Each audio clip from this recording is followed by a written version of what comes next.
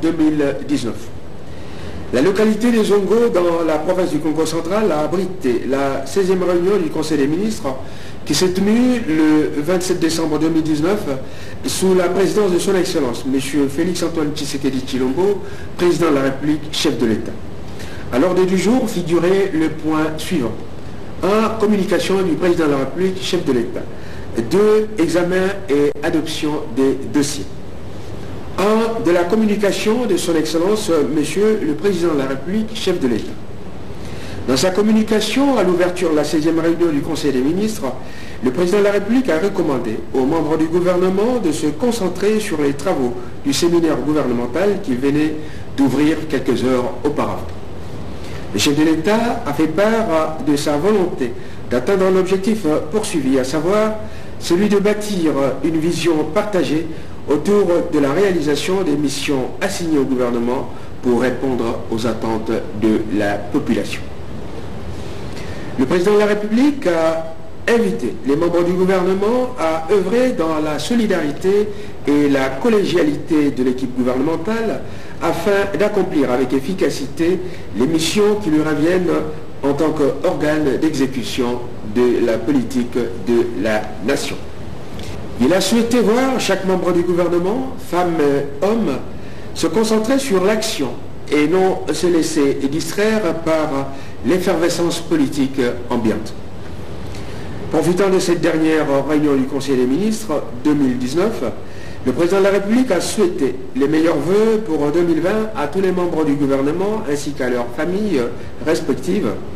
Et il a par la même occasion annoncé la suspension des réunions du Conseil des ministres jusqu'au 9 janvier 2020 pour permettre à tout le monde de se retrouver en famille à l'occasion des fêtes de fin d'année. Prenant la parole à cette occasion, le Premier ministre, chef du gouvernement, a présenté, au nom des membres du gouvernement, les vœux les meilleurs au président de la République et à toute sa famille, tout en le rassurant de la disponibilité du gouvernement à l'accompagner tout au long de l'année 2020, décrétée année de l'action. 2. Examen et adoption des dossiers. Le premier dossier concerne Madame le vice-premier ministre, ministre du Plan. Il s'agit de la validation du plan national stratégique du développement économique et social 2019-2023, PNSD en sigle. Madame le vice-premier ministre en charge du plan a exposé aux membres du gouvernement le contenu du document relatif au plan national stratégique du développement économique et social, PNSD en sigle, pour la période allant de 2019 à 2023 en vue de sa validation.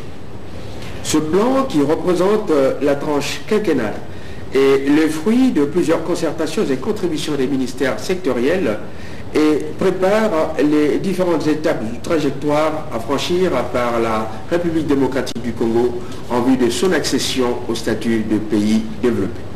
La trajectoire à parcourir comprend donc essentiellement 3 séquences, à savoir l'atteinte du statut de pays à revenu intermédiaire, des pays émergents ensuite, et enfin le pays développé.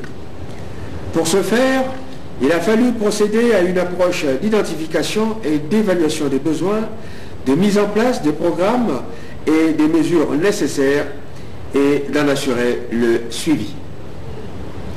Ce plan a pris en compte les projets commencés en 2019 ainsi que le programme dit de 100 jours initié par le président de la République, de même que les différents projets contenus dans le programme gouvernemental défendu par le Premier ministre devant l'Assemblée nationale. Après débats et délibérations, le Conseil des ministres a adopté ce dossier. Deuxième dossier, celui présenté par Madame le ministre d'État, ministre des Affaires étrangères. Il s'agit du projet relatif à la rouverture du consulat général de Belgique à Lubumbashi. Ce dossier est relatif à la concrétisation par le Conseil des ministres de l'option prise à ce sujet par le président de la République au cours de la 9e réunion du Conseil des ministres tenue le 8 novembre 2019 concernant la rouverture du consulat général de Belgique à Lubumbashi. Il vous souviendra qu'au soir des turbulences qu'ont connues les relations entre la Belgique et la République démocratique du Congo, notre pays avait décidé la fermeture du bureau Schengen en République démocratique du Congo, de même que celle du consulat belge à Lubumbashi. Dans la foulée, les autorités congolaises avaient également décidé la fermeture du consulat de la République démocratique du Congo à Anvers en Belgique. Après examen du dossier, le Conseil des ministres a marqué formellement son accord à la demande exprimée par la Belgique de voir les autorités congolaises procéder à la réouverture du consulat général de la Belgique à Lubumbashi. Par ailleurs, afin de bien manifester la disposition de la République démocratique du Congo à entretenir de bonnes relations diplomatiques avec la Belgique, le chef de l'État a chargé Madame le ministre d'État, ministre des Affaires étrangères, d'examiner les modalités de réouverture de notre consulat à Anvers en Belgique. Commencé à 15h15, la réunion s'est terminée à 16h35. Je vous remercie.